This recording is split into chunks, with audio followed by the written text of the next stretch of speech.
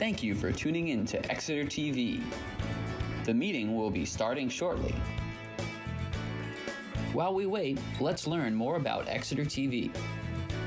Exeter TV is the town's public and government access channels, available on Comcast channels 98 and 22. Channel 98 is your channel.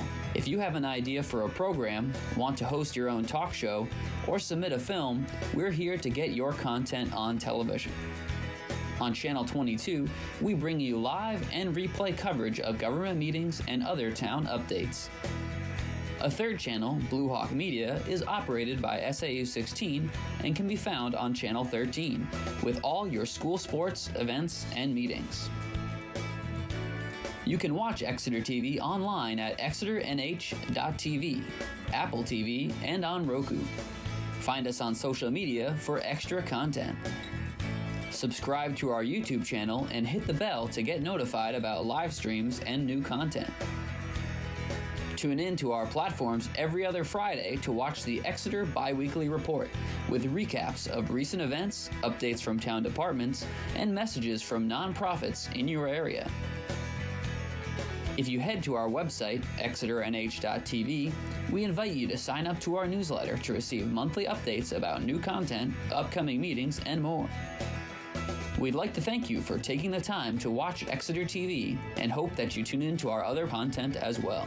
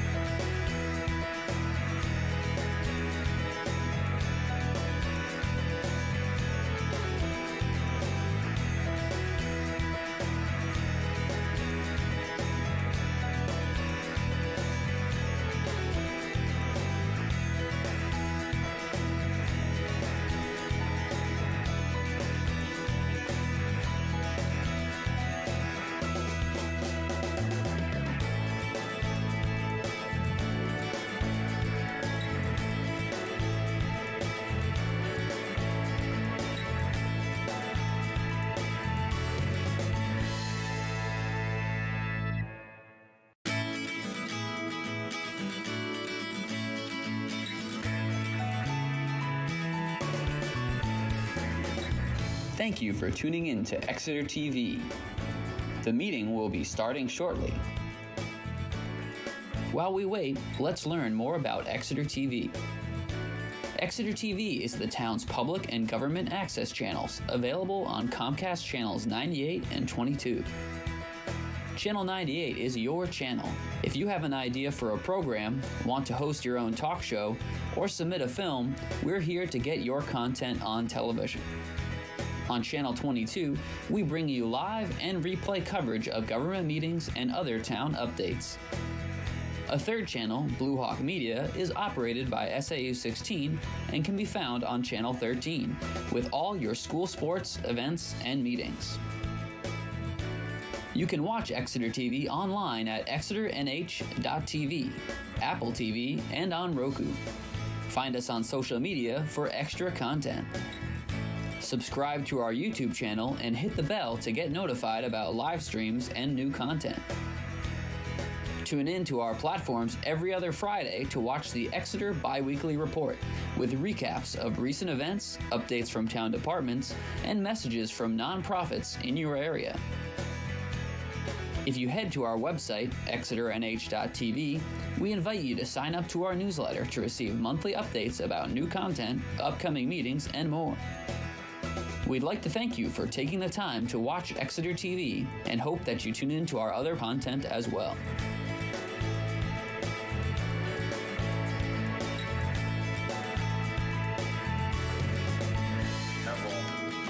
Is there a light we can... All right, well, welcome to the February Conservation Commission meeting. We'll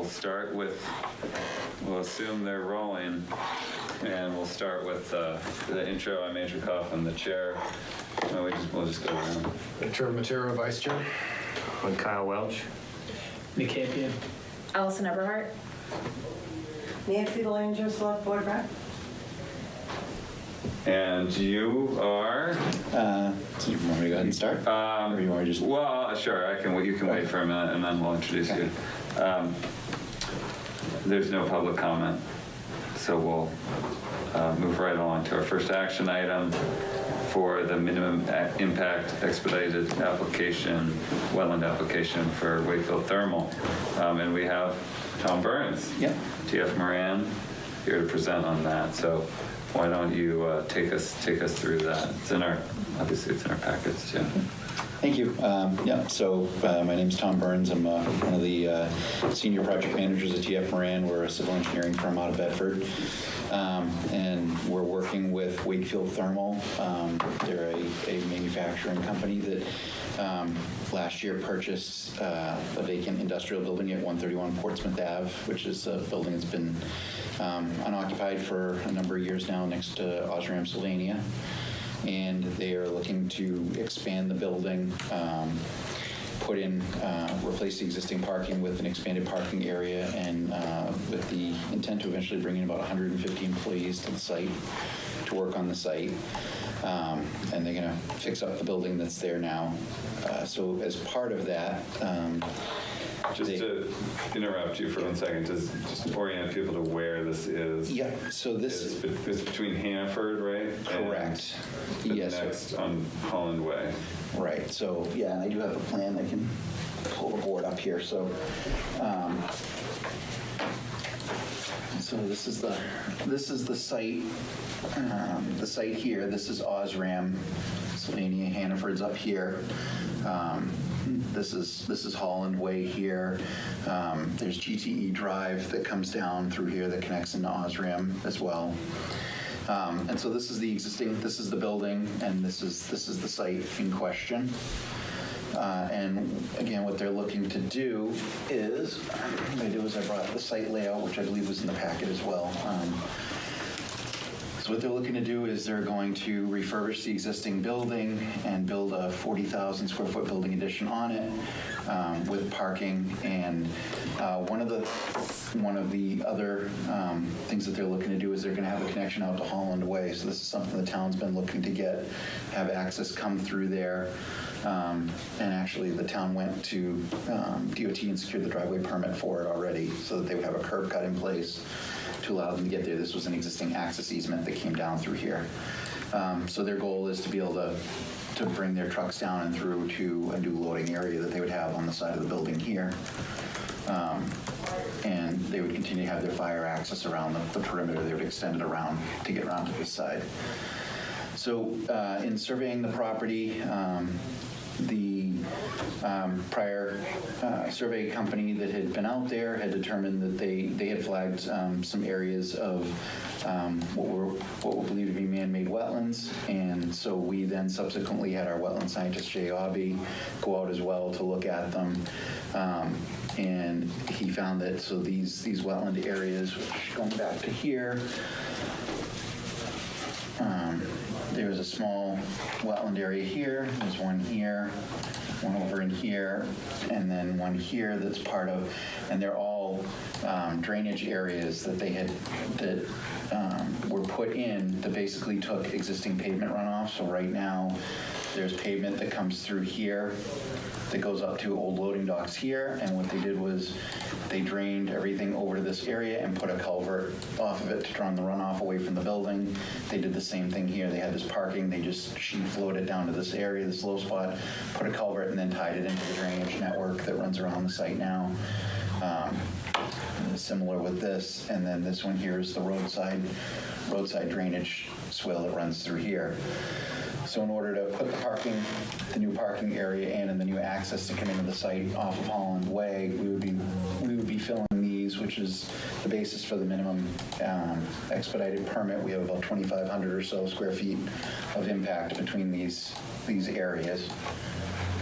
And so that's why I'm here this evening, was to seek to get the signatures for the application so that we can take the next step and get it submitted to the town and then to the state as well. Now, before you keep going, Yeah.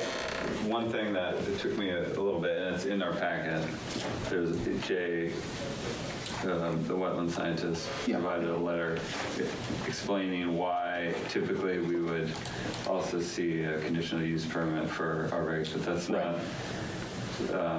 what we're discussing tonight, because you've specifically made the case that those don't apply to this situation. Yeah, and the reason we had the letter already in hand was I was in, I want to say about a month and a half ago, I had met with Dave Sharples and Doug Eastman, and I met with Kristen as well when I was in with the client to go through, to go over the site plan that they're proposing to do, and we went over the wetlands, those wetland areas, and when I started discussing that we would have a dredge and fill for these, they actually were big pointed. They said, well, those are man-made, right? And I said, yeah. And they said, well, you just have to have Jay put together the letter for us. They were going through what the application process was for us, and they said, they said if he can supply the letter to us on that, because I guess they had been out to the site previously, and so that's why the letter was in the package, just because we're preparing a site plan application as well. So he had already prepared that as part of it. So we're looking at there's an application deadlines for submittal next week for the site plan. So we're For the planning board. For the planning board, yeah. So that's why we had already put it together. So when I was submitting to come in for the application for this, I'd asked Kristen if she wanted me to, if that would be helpful to include Jay's letter as well. And she said, yeah, go ahead and submit that, include that for the packet. Okay. So we're not looking at wetland buffers here because they're man-made. That's long and short of that. Okay. Okay, sorry to interrupt if there were other... No, that was pretty much... So they're all these just they're sort of wetland soils. I mean, I saw their site photos too. They're all scrubs, scrubby areas. Anyone have any comments? I feel like we get a lot of wetlands applications that claim the wetlands on site are low value, low functioning. I feel like these actually are. Like a lot of times I'm like, red maple, well, swamp has value, but this I feel like actually these are low value. Some of them look like they had purple loosestrife and cattails in them. Is there a plan, like will those be dealt with, particularly the purple loosestrife, so as not to spread seed or Oh, the invasives? the invasive species that are on site? I can talk to Jay and find out what the recommendation was for it. I know that they did bring that up to me, that there was Yeah. invasive species in it, yeah. Yeah, and the purple Are loosestrife. cattail considered? The two species, there's the broad-leaved and the narrow-leaved, and I think broad-leaved is invasive and the narrow-leaved is native. Huh. I have to look into that. That's interesting. Yeah, I can follow up with him and. Yeah, that Because would we typically, we put, like in our plant package, like this will have an AOT application that goes with it as well to the state. And usually we have, what we're finding more and more now is we've actually dedicated like a whole, one of our front sheets to the notes and usually to all the invasive species instructions for contractors and everything. And Great. and surprisingly, with Natural Heritage Bureau and everything, it's got a negative hit, which I was surprised because I very rarely get a site that has that.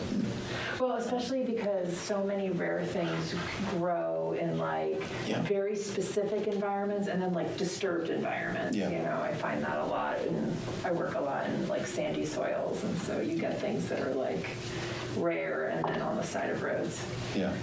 But yeah, it was interesting to have negative hits on this one, but like I'm doing a redevelopment of a municipal parking area in Manchester, one of their major downtown parking lots, and that got hits. Yeah. For species. Yeah. And it's complete pavement. It's streets on all four sides, and it's pavement to pavement. Like there is no, it's 100% impervious site, and it got hit. Yeah. Sorry, what does the stormwater management of this plan look like?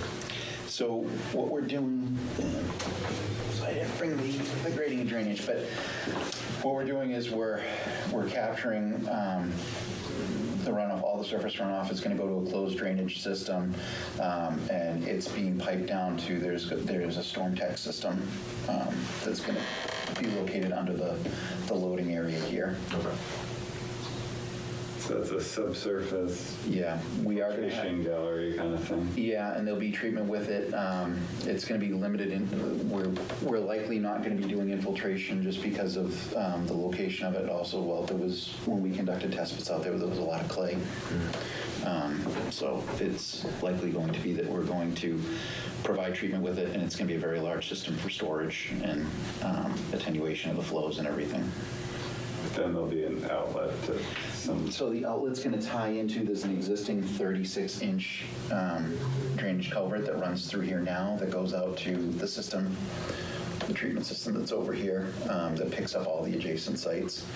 And we're going to have to go through. Into like the Hannaford's parking lot and all. Yeah, that they all tie, and this actually ties into it as well. Okay. So we're going to have to treat and then discharge to that. So right now the system is looking like it's going to basically be almost the whole footprint of underneath this pavement to store it. But Yeah. but we've had to do that before when we run into sites where we can't recharge from that location. Okay. Yeah, that's my main concern about this site.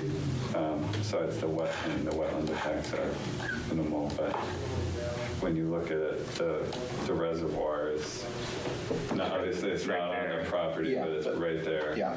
And it's crazy that we have so little protected land around that reservoir, but that's not your fault, obviously. But the fact that you're now encroaching on the reservoir, I did mention to Kristen that I thought it would be worth making sure that the water department reviews the plan, just for their own. Yeah. They're aware, I'm sure they're aware, but it'd be good to communicate with the water department. I don't know how much can be done, but I'm certainly supportive of requiring full treatment. That's of all stormwater on Yeah. property. Yeah, we do, I mean, we will have treatment on site, it's just we won't be able to do the infiltration component with it. Yeah, so I don't know in terms of the maintenance of that other, you're going to be adding flow to an existing system and how all that works and the maintenance of that, but it's We have to, yeah, challenging. Yeah, we have to keep our flow and our volume. We've got to make sure, we have to make sure we don't increase in any of the, you know, when we're modeling it for the storm events and everything, where we have to match or be below what's going there now. Oh, because you already have, Yeah. right, it's already a connection. And in that modeling, are you using future storm scenarios of, you know, increased precipitation or frequency, you know, or like what are the data that are driving those models? Are they accounting for climate change? It is factored into the numbers. I don't know how far out they project it, but it's factored in when we get the stormwater numbers that we download, that we get from that the state has us refer to for each of the storm events. So we look at and we typically, so for AOT, for DES, they have us model 2, 10, and 50 years, but we also always model for 100-year storm events as well. Mm-hmm. So we're designing for those and taking that into account as well. So that the state doesn't have you model for 100 years. No, it's 2, 10, and 50. Interesting. Yeah, but we always run 100 just because of the frequency of a 100-year storm event, and you know, and it's for our benefit because we don't want to have a site that we develop, you know, whether it's, you know, a retail plaza or whatever. We don't want to have a storm event and then we're getting calls that all the structures are backing up into the parking lot or there's flooding on the site, because then it comes back, you know, then it comes back to us on it. So we've always run 100 years and make sure that that's reviewed in our design. So it's just, we're just seeing it's too much for the frequency of those storm events nowadays. So. Yeah. Yeah, and I don't know why AOT doesn't. I mean, they have. No, it's another conversation.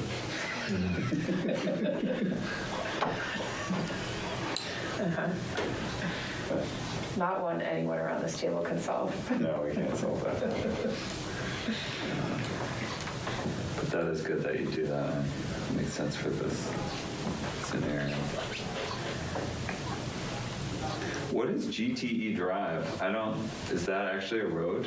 That's a private, it's a private access road that goes down to Osram, and it connects into there's a connection that comes into the site here. That's So it's like a full paved road from Osram? Yeah, this is a paved road that comes down to them. Oh, to them. To Osram, and then they come in through here to their parking, and then they park. There's also down through here. And then From Portsmouth Ave? Mm-hmm. Yeah, that's right there. Yeah, right next to Foss.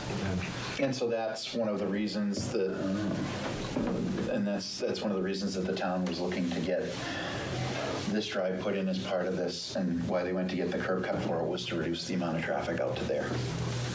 So they want them coming out to Holland Way. Remind me, what was the number of employees that they're hiring? So they're looking at the future total they're targeting is 150. They wouldn't have that to start, but they think probably about half of that when they first start. What type of business is this? What do they do? So it's manufacturing. They do for, I believe it's for military contracts, but I was kind of lost a little bit in the language when we were going over it with town staff when they were explaining it. But as I understood, it was military contracts that they do. Do they have other facilities in the area? I feel like I've heard of Wakefield. I like I have too, which is, yeah. Yeah, they, I think they're Nashua. That might be the other one. It's Nashua and, I don't know. It is. I looked it up online. I think it's just, that's the only one that I know of was Nashua. Okay.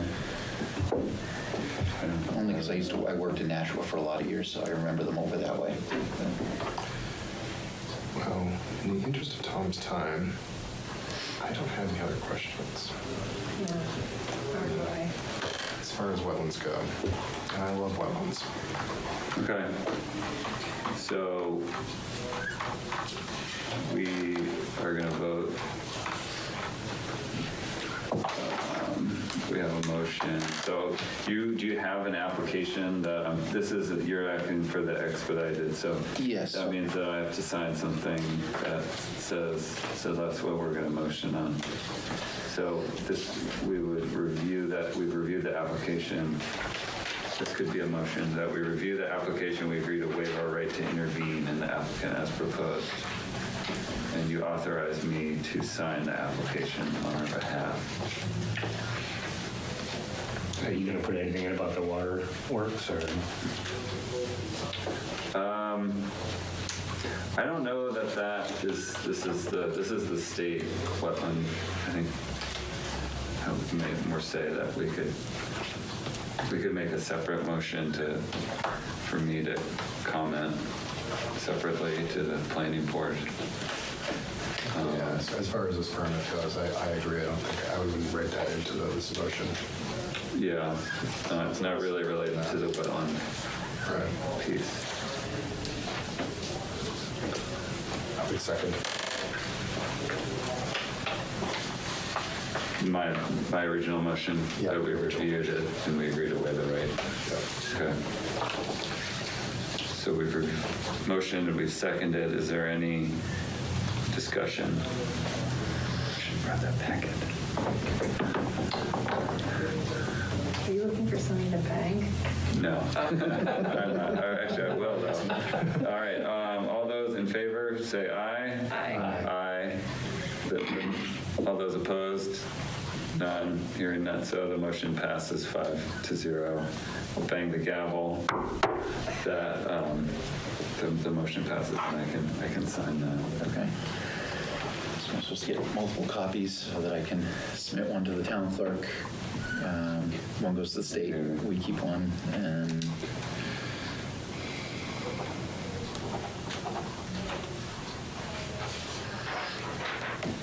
Talk amongst yourselves. 21st.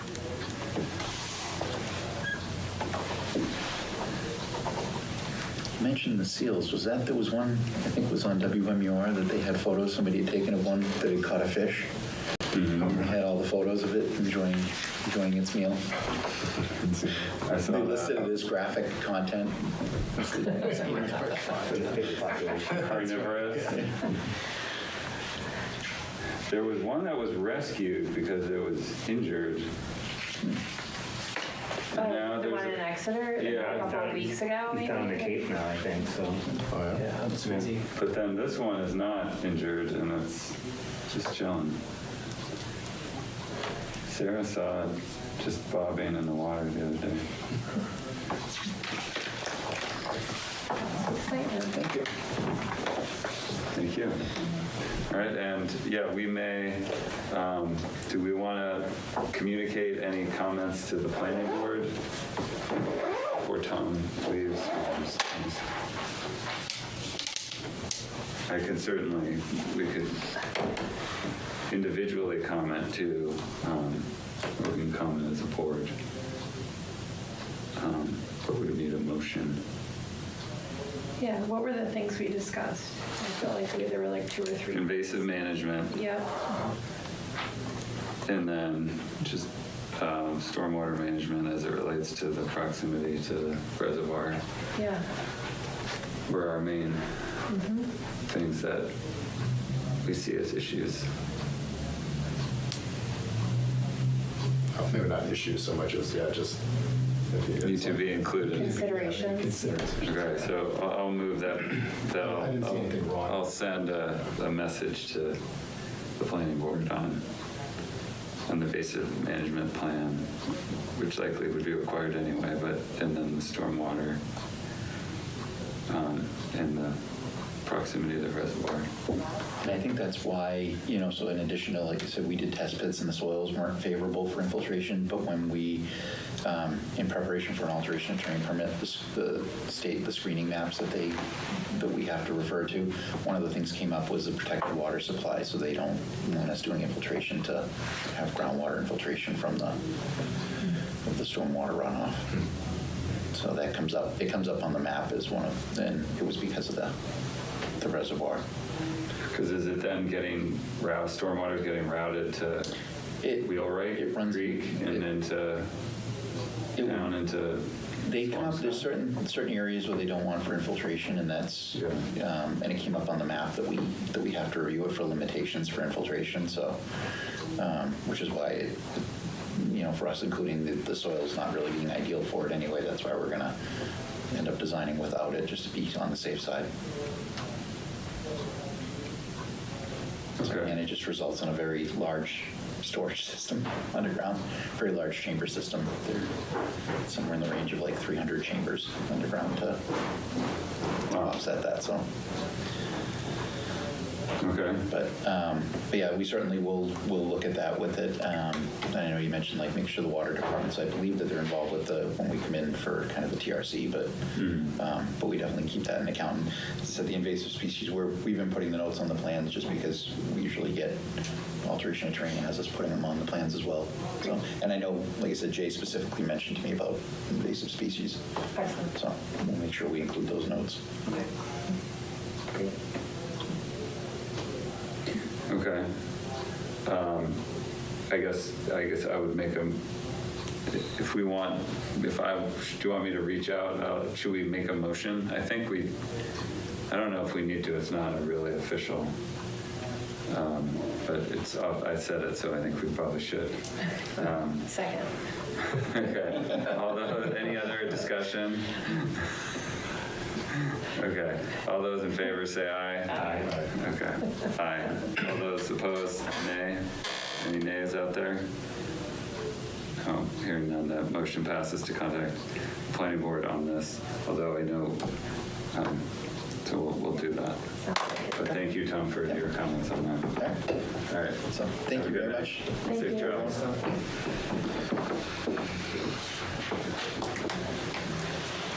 Okay. We have a few other things.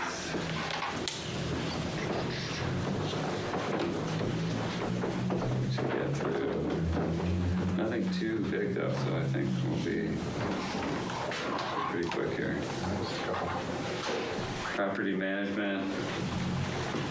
Has anyone driven by Rain's Barn? Nick, you're the closest. Have you seen any action out there? Yeah, I have. Most obvious is all of the windows now have been boarded up. So it looks like they've taken out the old glass windows that were kind of mismatched throughout the old barn, if you remember correctly. Outside of that, though, visibly, you can't really, I don't know what's going on, but it's promising. Seen a few cars down there a few times, so. Yeah, I guess the clapboards have been painted and moved on site, so he painted them inside in his shop or something and is bringing them over. And is now working on window repairs. And I think some of the windows broke anyways in that when we had our one day of winter with all the wind, that wind event broke a window or two. So it's good timing, but get all this done. So it's super exciting that things are actually happening. I know Kristen's feeling relieved in a way that there's a person doing something. Do we know if he's heard back from the grant? Oh, about the T-Mobile? The T-Mobile grant. I haven't heard, so I imagine she would have said something. Fingers crossed. Yeah, I think that was, though, end of February. That's kind of what in my mind she said. Right. Now we're there. Yeah, being around this time. Yeah. She's on a trip this week, so she's not reachable. So that's good. For some reason, Dover schools have like the main schedule, which is the Massachusetts schedule. They get all the crowds if they go locally. Okay, so what else? Trails. We don't have Dave here, but I have a couple. yeah. There were a couple blocked off sections that we put Dave, I think, put the yellow signs up. those are still there. And the blocks that he put up haven't been moved or anything. Oh, good. So that's progress. As far as signage goes, there was an incident where there was a guy and his 2 dogs got lost and it got dark. And he managed, I think he called, I saw it on the Rockingham alerts, but really? he was able to call and say, hey, I'm at Enchanted Forest. And because of the sign being there, Okay. which made it very easy for them to get to him. That's great. And get him out. Like it was one of those things where I was like, well, I know exactly where he is, but I have a feeling by the time I get there, he's already going to be rescued. I think a lot of people thought that, but So do emergency managers have a map with all those signs on them? they do have a trail map, yeah. I think With- the fire department, yeah, has that, and so. And it's like, where it is, it's kind of like, it's in between 101 and the power line. So it's kind of like, that's the area that most people seem to get lost in. So a victory for the trail signs. Yeah, absolutely. And that wind event that you referenced with the Rains Farm windows, like that's kind of done a number Oh my on the God. trails in there. So many branches, yeah. trees. So a lot of chainsawing, I think, to get stuff off the trails, and there's still a ton of sticks and stuff down. One of the trees that the sign for the tunnel was posted on went down, and so we had to move that. I haven't been out there recently. Huh.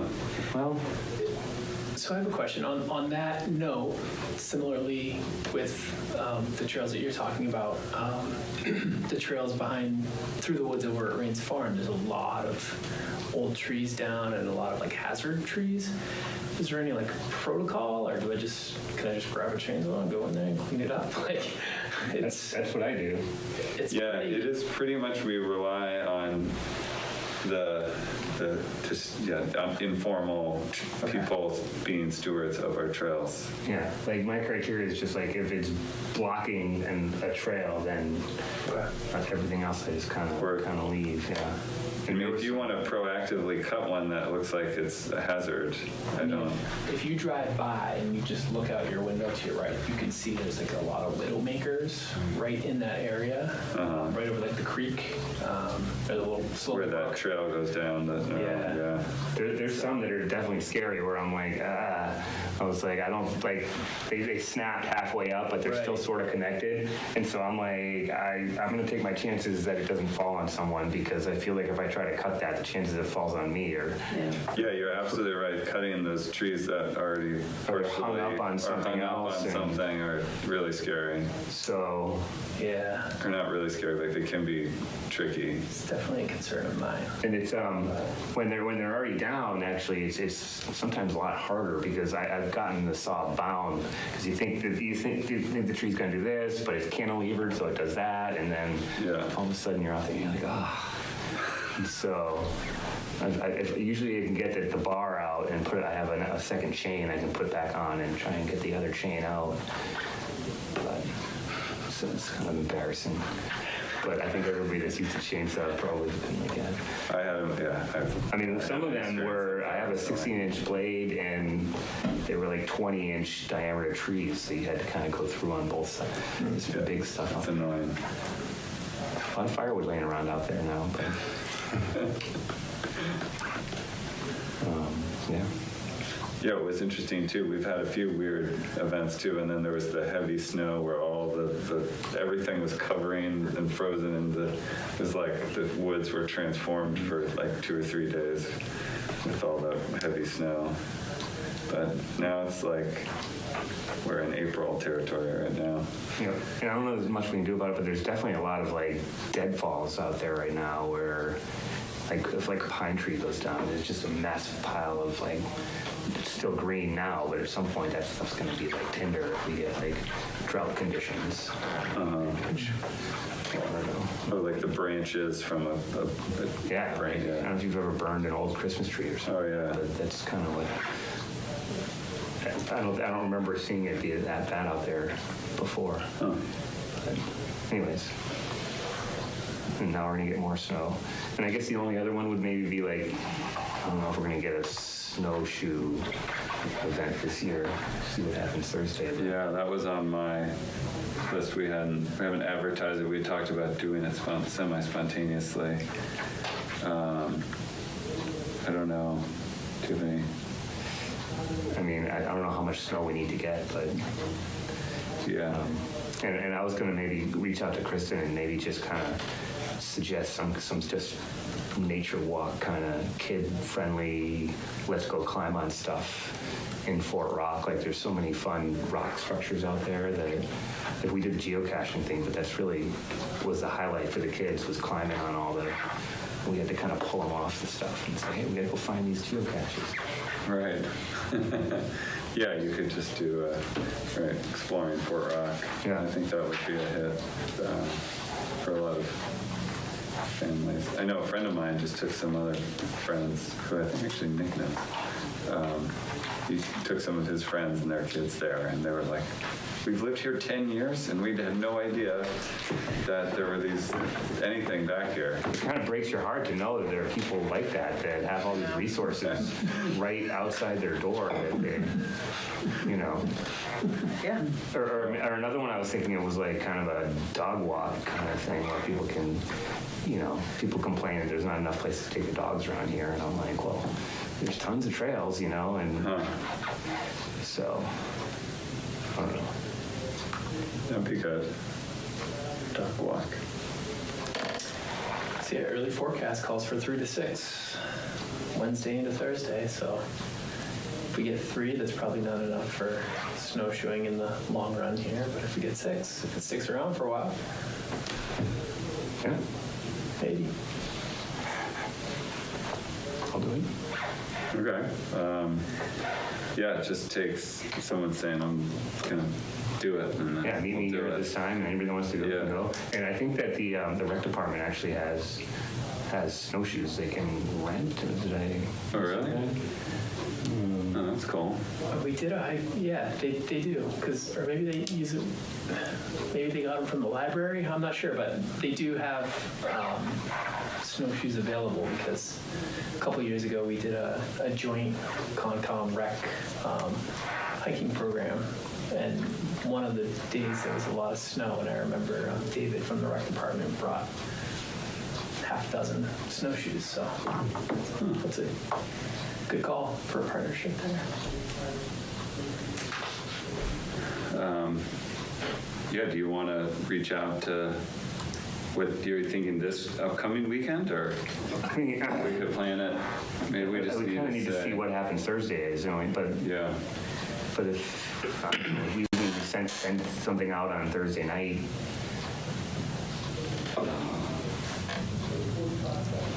I'll be around. Okay. Kristen's out this week, which makes that piece harder. But we can certainly. Is she the only one who has access to the Conservation Commission Facebook page? She could give us. I know Ginny used to log in. Ginny did.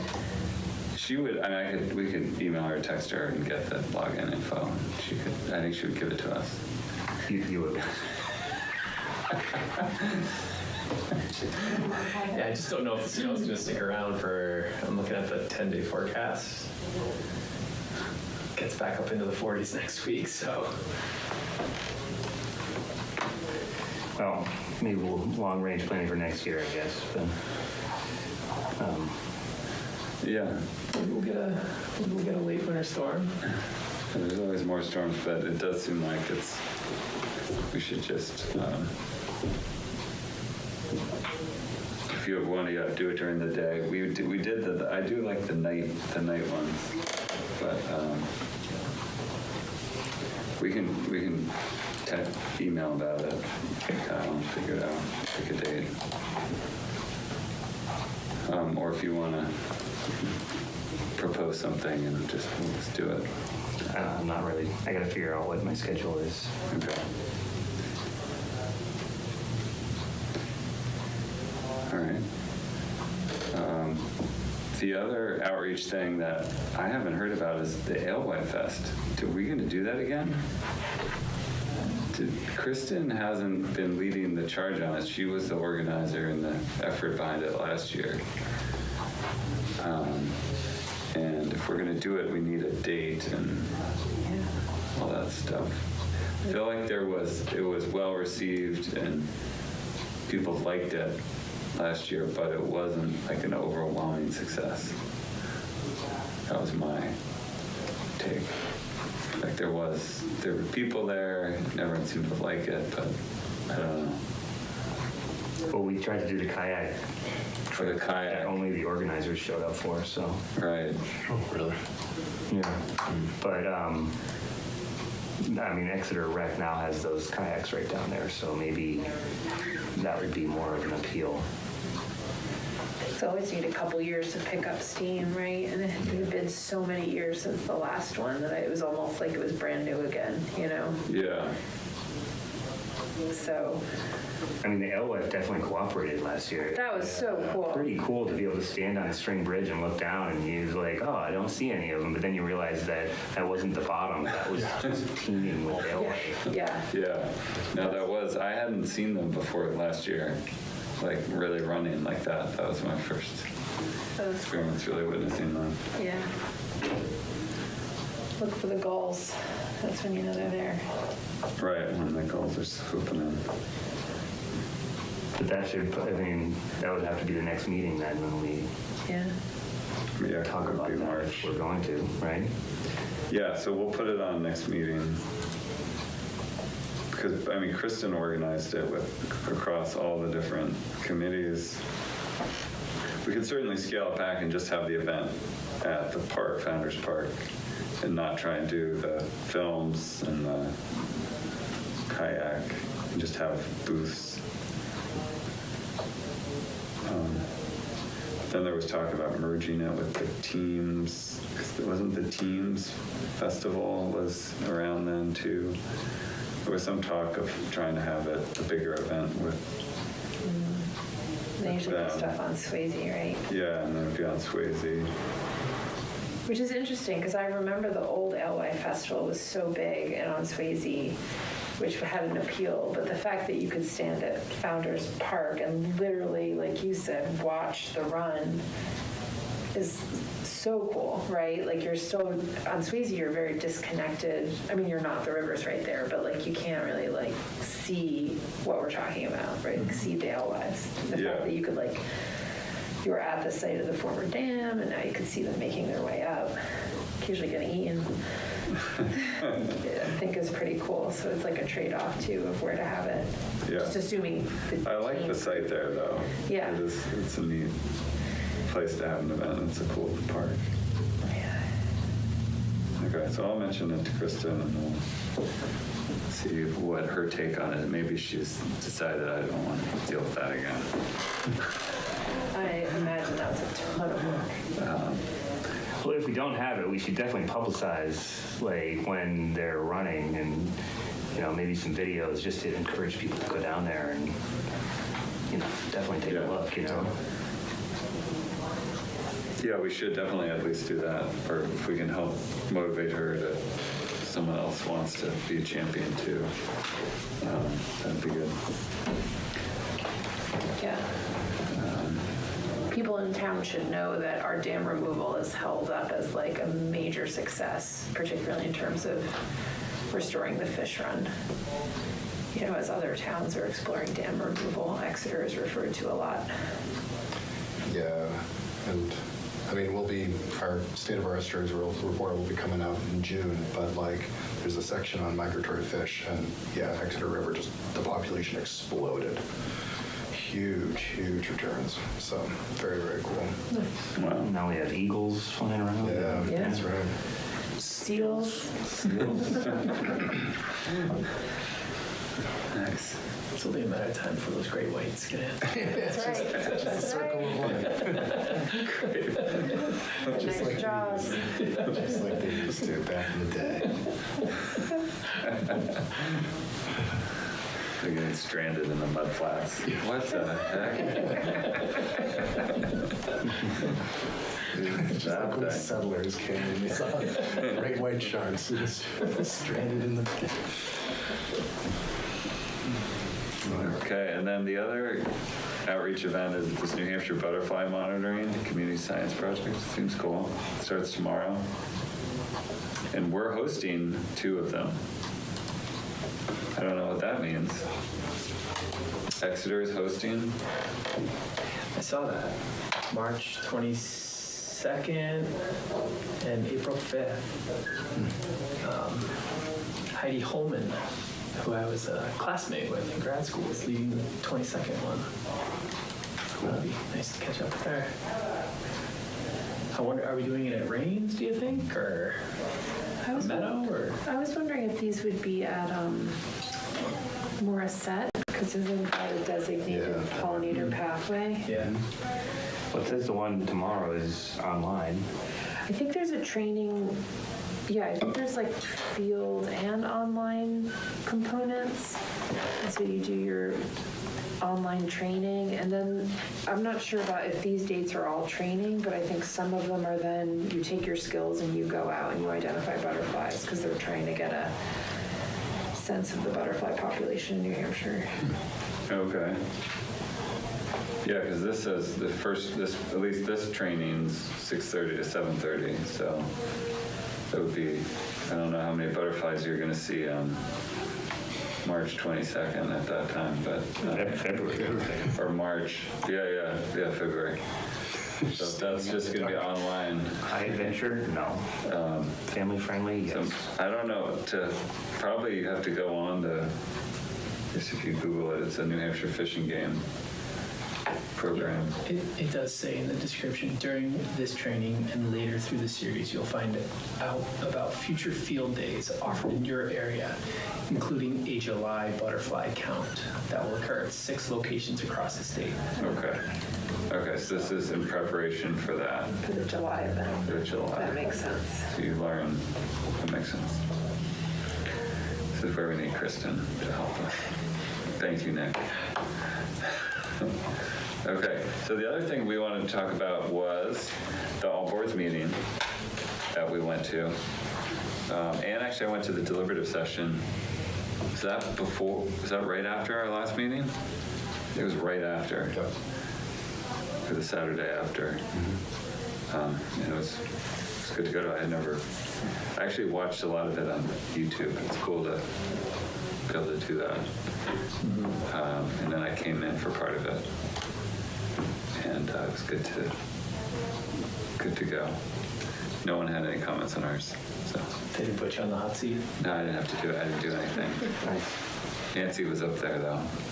Nancy didn't have to say much either. I was prepared if it was an issue, but yes. There's a lot on this year's vote, so we need to make sure we get the vote out for our Article 22, maybe 24. I don't have it with me. Gotta figure that out first. Pretty far down the road. Yeah, and your next meeting is voting day too. And is our next meeting voting day? I was gonna remind everyone. We've done that before. Don't move your meeting, then please make sure you all vote. Yeah, cool. This is a rough year for our meetings. We got Valentine's and then voting day. Wow. It's like we didn't plan this or anything. So we have like signs that say like yes on 20-something. Yeah. No, but there is the petition about the Parkway, and we don't need to get into it now, but that's a major one. But there was a lot of discussion on that, and there was a discussion on the Roundabout. roundabout. I got derailed. It's like, I can't watch this anymore. It's long. Yeah. Yeah. So, but yeah, read through it. There's good info on the website on it. So. And as far as I know, the agenda's not out for Monday night, but I believe the engineer is coming to talk to the select board about the roundabout again. So right. for anyone interested. Oh boy. That'll be a long meeting. No? No, our chair is pretty good at doing the agenda. Which roundabout is this? Pine Street and Pine Front Street. And then- in that area. And then the other intersection, which is at the end of Columbus Ave. That one of the options was a roundabout, but that one, the select board felt the jutting out Yep. was going to be better than the roundabout there. Okay. Columbus? Yeah, if you try to come out of Columbus Ave, the way you have Winter Street that comes down and then goes around that corner, it's really dangerous there. Yeah. So the idea is to jut that out a little. Oh, okay. Okay, Slowly. where Columbus comes into Winter Street. Okay. There's people are up in arms still about the other end of Columbus, where That's Brentwood done. Road. That one's done. That's I agree. That was to connect sidewalks. That was Yep. done. Okay. There's a lot going on in this town. It feels There busy. is. It's a lot.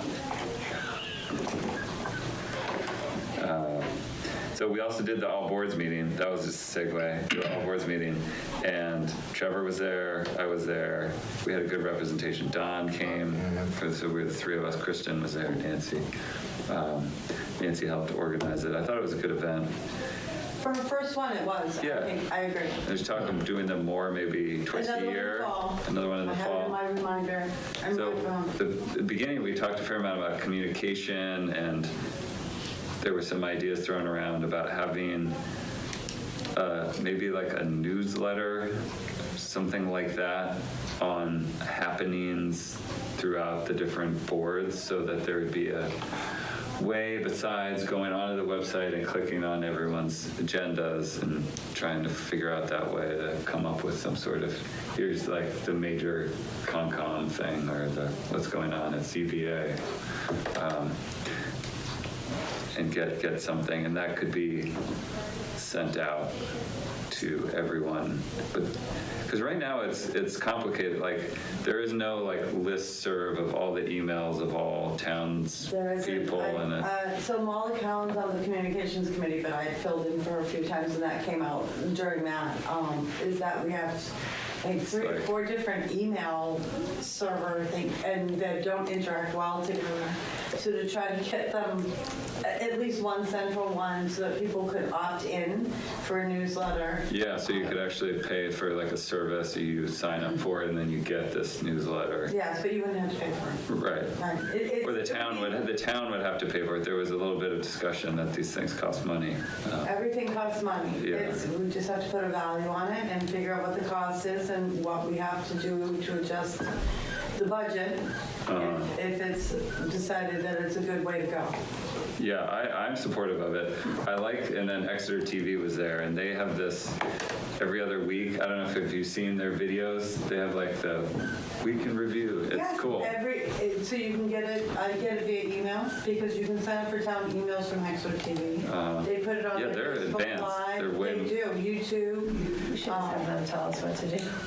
Like they've really figured things out. Well, and they review some of all the meetings too, because they're obviously filming them. But to me, I don't necessarily want to watch a 10-minute video clip. I'd rather almost just see take a quick scan of a newsletter. Both ones. Yeah. But that's it. But it's good to have We're both. trying to find different ways to connect with people who prefer different ways. Right. So I like the videos in general. I think they're cool, but I don't always watch them. So Do you think Nico could start a TikTok or something? I think we've decided TikTok's not a good idea. I think that's pretty safe to say that TikTok is not going to be one of the ways we're going to try to find better ways of communicating. And you guys were talking about how the select board reports on our individual committee meetings. And so you actually have like a form. There was talk about this form that you guys are using now to... So what I do, literally, I'm on 3 committees, this one, and I'm writing notes because, one, I'm not sure, so I'm being more extensive with my notes in case Kristen needs them. But yes, at the end of every select board meeting, all of us do our committee reports. and hit the highlights so that all the select board members know what's going on. And mine tend to be about 3 pages long, so Molly Cowan came up with an idea of doing a Google spreadsheet so we can say if there's a quorum and do it that way. And that way all select board members have access to go back to the committee reports if they want to follow up on something. I like that because it's a record that's searchable. Always done it. Yeah. It's been going on for years. It's just that we're really trying to get more, instead of, oh, I was at the Conservation Commission and, you know, this is a few things that they talked about. We're really trying to hit the highlights. Yeah. So I'll talk about the gentleman that was here. I'll talk about the butterfly, though. I think the first one's tomorrow, right? So I'll miss the announcement that it's coming up. But Okay. All right, so we talked about communication. We talked about 91A and just I guess it's related to communication and how to, well, there was a few different things. One was reply all, avoiding replying all to threads. So don't create, like if we send something out about something, reply back to preferably just the chair and the staff. That was the general guidance given that, because if you reply to all, then you're creating potentially a 91A issue. it is, right? And the idea is to just not do it. Even if it's something as simple as scheduling, that's not against 91A, the law, but it's just good practice not to make exceptions for anything. So it's a best practice. So, But we should communicate and we should email with each other, but just not to everybody. well, you can't email more than, you can only email to one other person. You can't include a third person in that email. Right.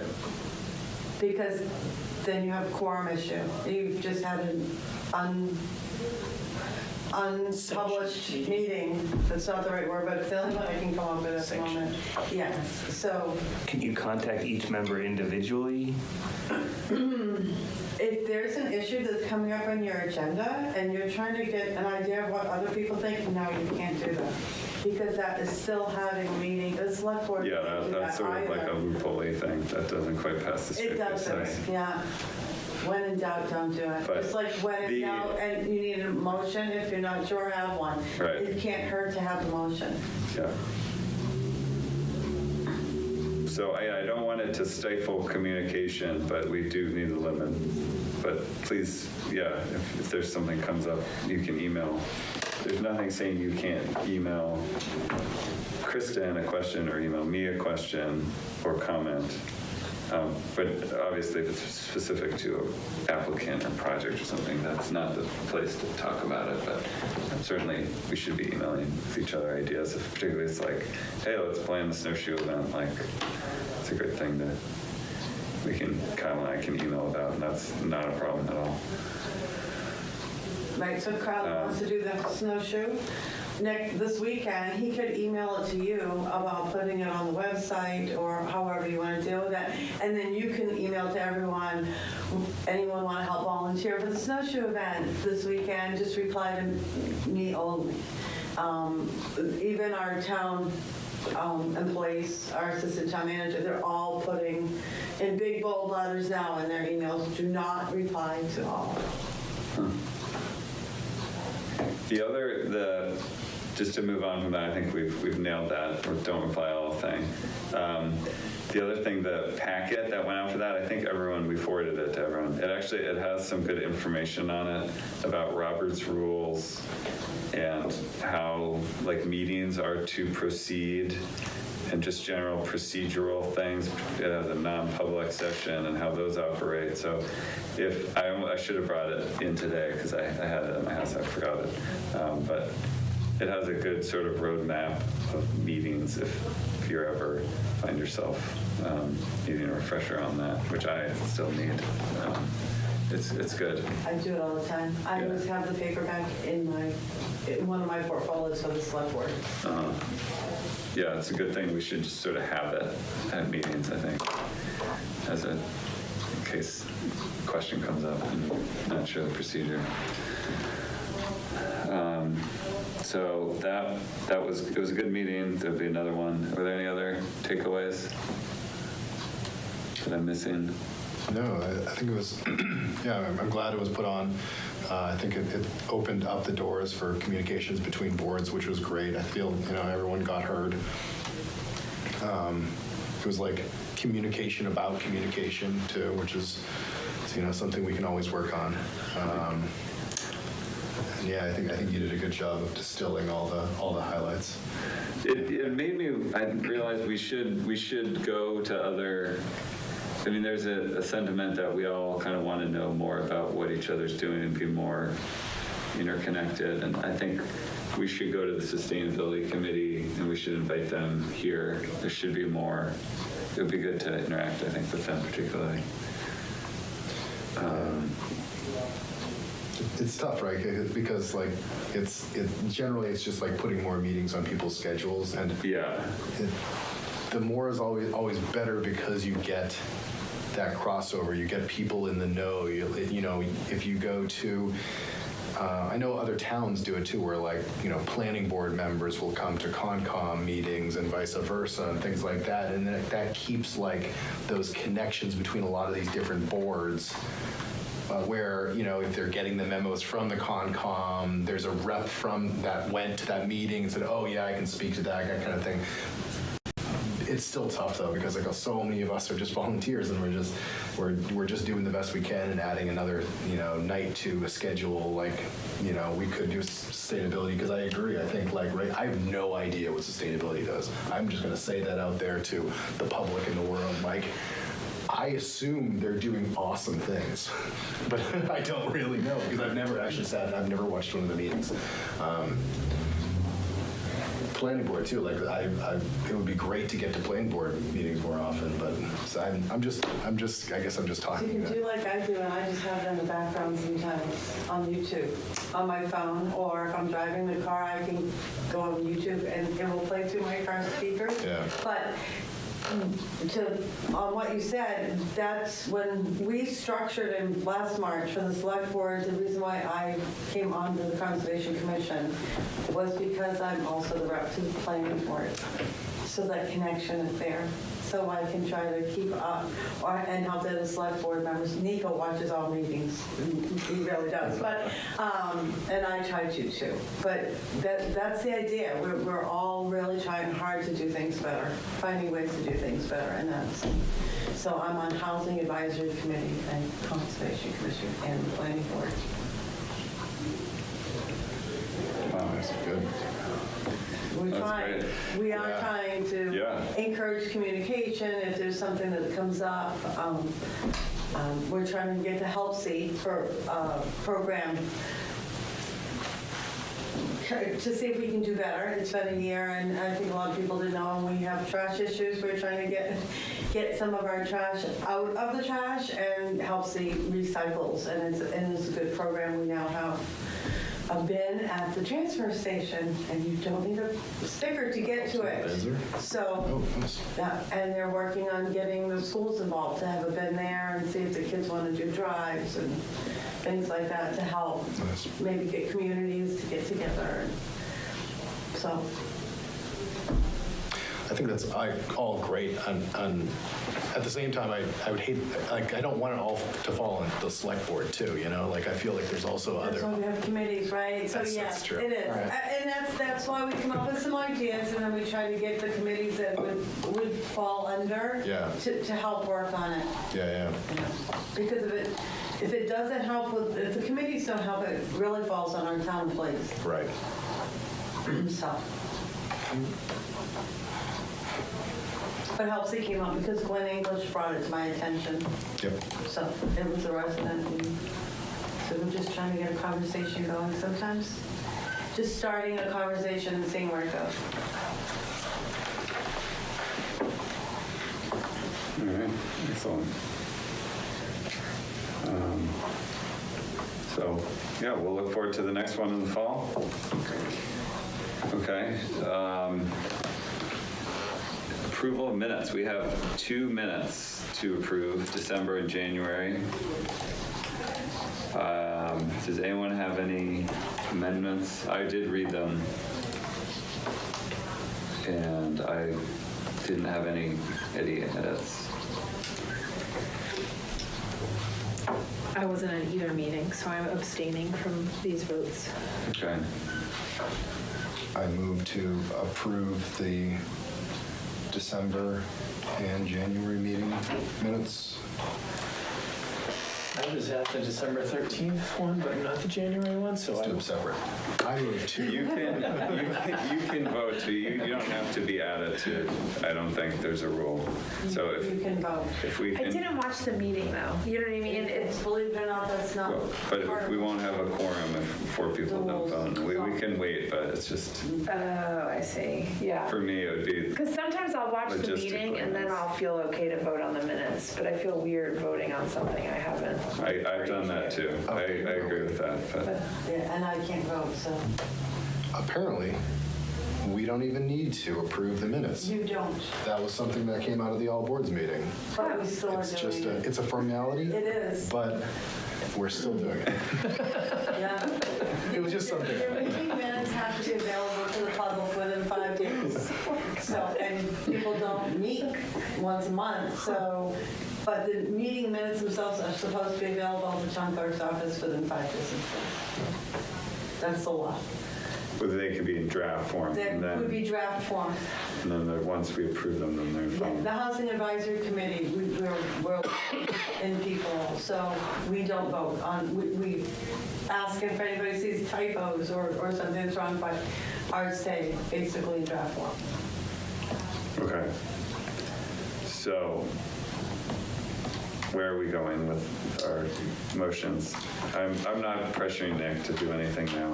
It's cool. I did read them, so I'm comfortable with them as presented. I move to approve the December 13th meeting minutes as written. Second. All those in favor say aye. Aye. Aye. All those opposed? And then we have 2 abstentions, 1 abstention. I said aye for the. You said aye? Yeah. Okay, so we have 1 abstention, so the motion passes 4-0 to 1. And now we're gonna we're not gonna vote on January. We're done. Okay. We're just gonna leave them draft. Okay. That's fine by me. So, do we have, I don't have any other correspondence or business, unless anything. We're still looking for people. The all boards was very acknowledged everyone's time and volunteer effort, and we need, sounds like across the board there's some vacancies that are, so I would encourage everyone to get the word out. And if they're not Concom ready, maybe they're ready for another board.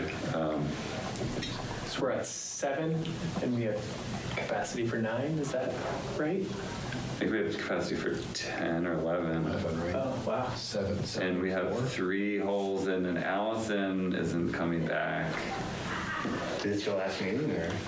No, I think Yeah. March is? March, yeah, I think your term was expired in April. Yeah. So we're sad to see you go. Yeah. I announced it at the last meeting, but you didn't. But you weren't there, so. No, it's with it's with mixed emotion. I just, I have other volunteer roles that are taking up a lot of my time, and so I think I need to focus my energies in fewer places. But I will miss being part of this. Oh, you'll be missed. You can always come back. Yeah. You can always come back. Thanks, yeah. I'm sure I will someday.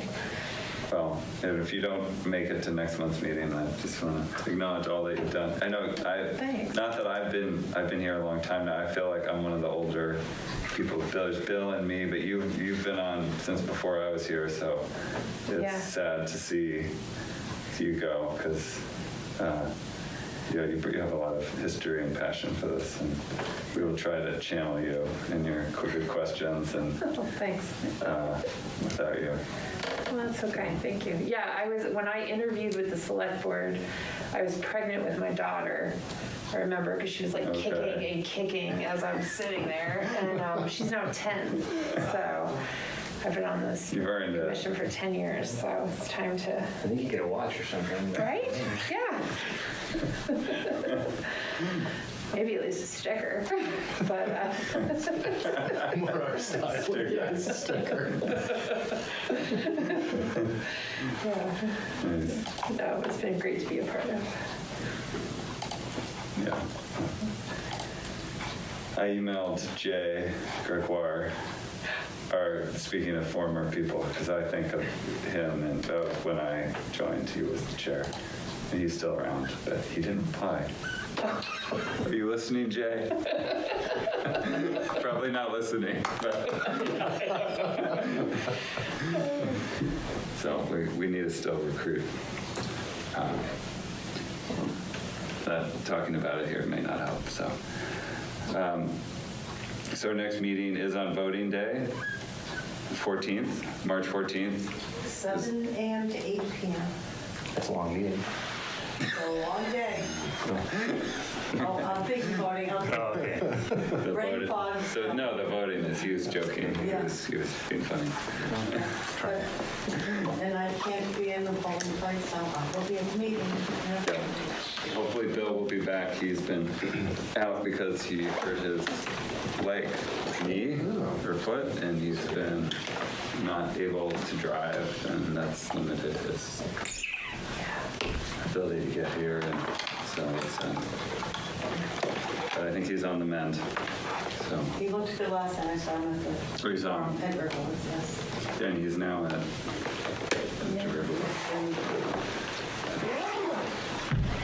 lots of change. Things keep changing.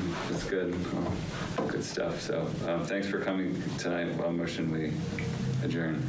I'll second that. All right. All those in favor say aye. Aye. Aye. All right, we are adjourned. Nice scout.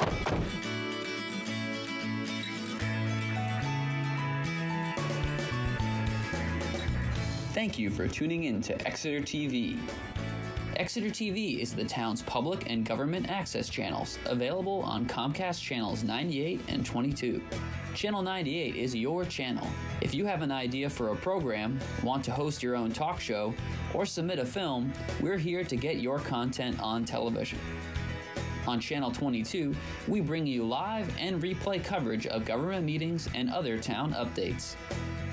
A third channel, Blue Hawk Media, is operated by SAU 16 and can be found on Channel 13, with all your school sports, events, and meetings. You can watch Exeter TV online at exeternh.tv, Apple TV, and on Roku. Find us on social media for extra content. Subscribe to our YouTube channel and hit the bell to get notified about live streams and new content. Tune in to our platforms every other Friday to watch the Exeter Biweekly Report, with recaps of recent events, updates from town departments, and messages from nonprofits in your area. If you head to our website, exeternh.tv, we invite you to sign up to our newsletter to receive monthly updates about new content, upcoming meetings, and more. We'd like to thank you for taking the time to watch Exeter TV and hope that you tune in to our other content as well.